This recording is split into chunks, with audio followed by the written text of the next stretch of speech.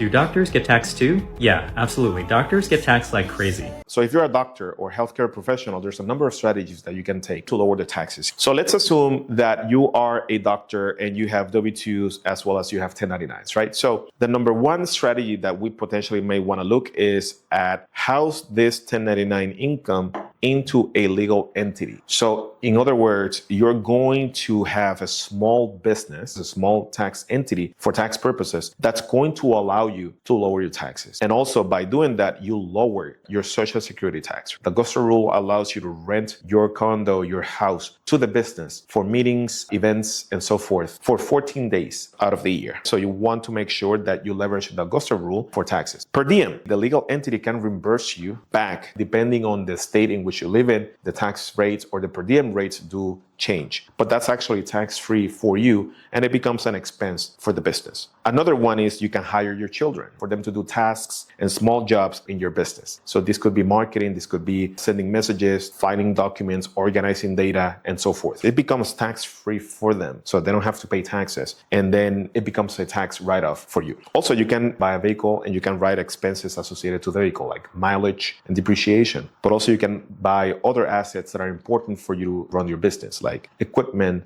laptops, technology, and so forth. Make sure that you have a legal entity and then follow the tax code that will give you the tax write-offs that you need in order for you to lower your taxes. Now, let's talk about real estate. Doctors can do very good in investing in real estate because they're high income earners. You have your W-2 and you have your 1099. Doctors can actually benefit greatly by investing in real estate. And why so? Well, let's talk about depreciation. Depreciation automatically, it's going to offset the W-2 income and some of the 1099 income. So let's focus mainly on the W-2. Okay, so the depreciation will offset greatly your W-2 income. Another important thing in real estate is cash flows. If you rent your apartment home or apartment house, multiple family, multifamily, or commercial, it'll give you money on a monthly basis. It'll give you depreciation, so it'll lower your W-2 income subject to tax. It'll give you appreciation. So if you have a building or commercial space over the years, the asset is going to appreciate.